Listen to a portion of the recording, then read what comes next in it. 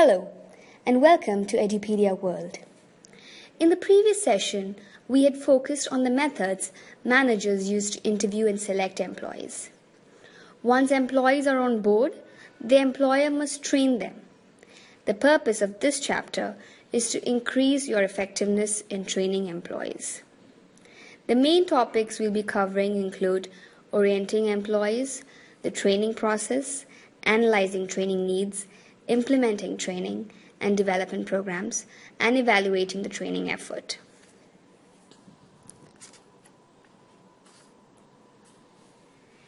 Now, carefully selecting employees doesn't guarantee they'll perform effectively. Even high potential employees can't do their jobs if they don't know what to do or how to do it. Making sure your employees do know what to do and how to do it is the purpose of orientation and training. The Human Resources Department usually designs the company's orientation and training programs. Now, employee orientation, often called onboarding today, involves more than what most people realize. Employee orientation still provides new employees with the information they need to function. Now, when you conduct an orientation, you want to accomplish these 4 things. First is to make sure the new employee feels welcome and at home and part of the team. You also want to make sure the employee has the basic information to function effectively, such as email access, personal policies and benefits, and what the employer expects in terms of work behavior. Next, you need to help the employee understand the organization in a broad sense, its past, present, culture, and strategies and vision of the future. Start the person on the process of becoming socialized into the firm's culture, values, and ways of doing things. The length of the orientation program depends on what you cover. Traditional orientation programs take several hours. The human resource specialist usually performs the first part of the orientation by explaining basic matters like working hours, benefits, and vacations.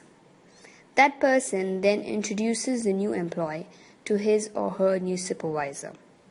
The supervisor continues the orientation by explaining the organization of the department and by introducing the person to his or her new colleagues, familiarizing the new employee with the workplace and helping to reduce first-day jitters.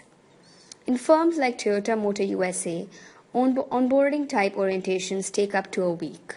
These may include video lectures by company officers and exercises covering matters like company history, vision, and values. Now, directly after orientation, training should begin. Training is the process of teaching employees the basic skills they need to perform their jobs or for developing additional skills. The firm's training programs must make sense in terms of the company's strategic goals. Also, training is part of the larger issue of performance management.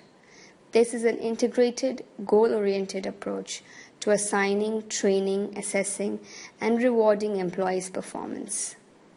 Managers set goals for their employees, and training is one of the ways an organization helps employees meet those goals. In any case, training is the hallmark of good management. Now, the training process includes 5 steps.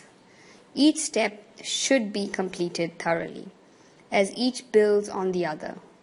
The more time and effort spent on the previous step, the better the next steps. Now, the first step is the need analysis step, where you identify the specific knowledge and skills the job requires and compare these with the prospective trainees' knowledge and skills. In the second, which is the instructional design step, you formulate specific measurable knowledge and performance training objectives and then review possible training program content, which could include workbooks, exercises, and activities, and estimate a budget for the training program. The third step is to validate the process by training a small group of people or a sample group and checking if it will be effective. The fourth step is to implement the program by actually training the targeted employee group using methods such as on-the-job or online training. And finally, in an evaluation step, you assess the program's success or failures. Now, in a training needs analysis, how you analyze training needs depends on whether you're training new or current employees. The main task in analyzing new employees' training needs is to determine what the job entails and to break it down into subtasks, each of which you then teach the new employee. Analyzing current employees' training needs is more complex, since here you have the added task of deciding whether training is the solution, because at times it may not be the solution, right? So for example, performance may be down because the standards aren't clear or the person isn't motivated. So in terms of task analysis, that is used when you're assessing new employee needs, and a performance analysis is used to assess the current employee's needs. And in task analysis, some managers supplement the job description and specification with a task analysis form.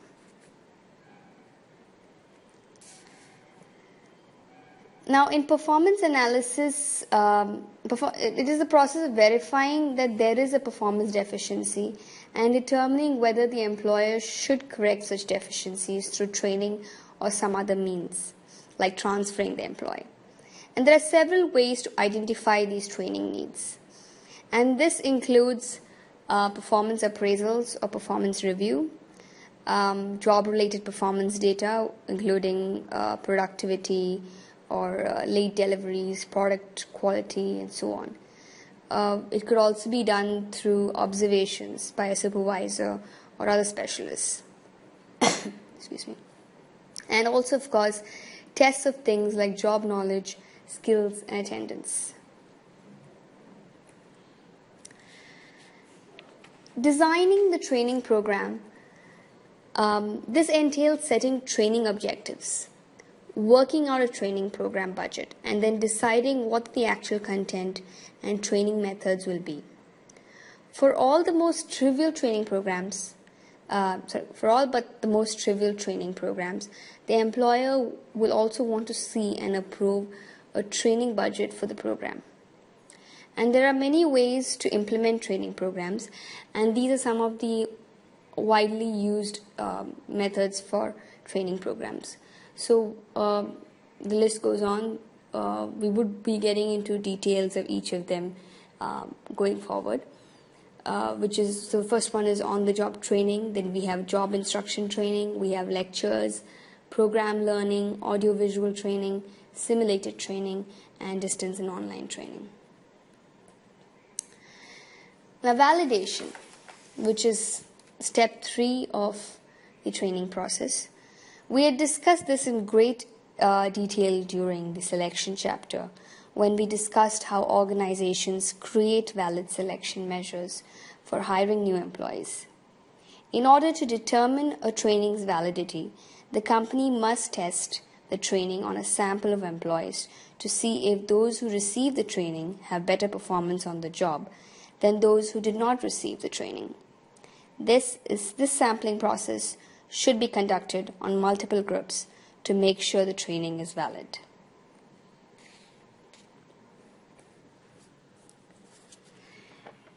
Implementation, step 4, is the easiest to do if all the previous steps have been done well.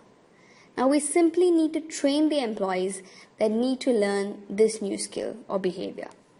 It is important to schedule the training at a time when the employee is fresh and that the training is broken down into small segments to lower the chance of fatigue. Step 5, evaluating the training, is the most overlooked step. In many instances, organizations will spend a lot of time and resources on the first 4 steps and then completely forget about what is arguably the most important part of the training process. The point is that it makes no sense for organizations to spend hundreds or thousands of dollars on designing the training program to not have proof that the training actually has proven results. Thank you so much for listening in. This session has not yet been completed. I will be splitting this particular chapter into 2 parts. Stay tuned for the second part of this particular session. In that, we would be discussing more on how to create effective training and also more in details of how to implement training programs, the different methods that we had just discussed in the previous couple of slides. So I hope you enjoyed the session, and thank you.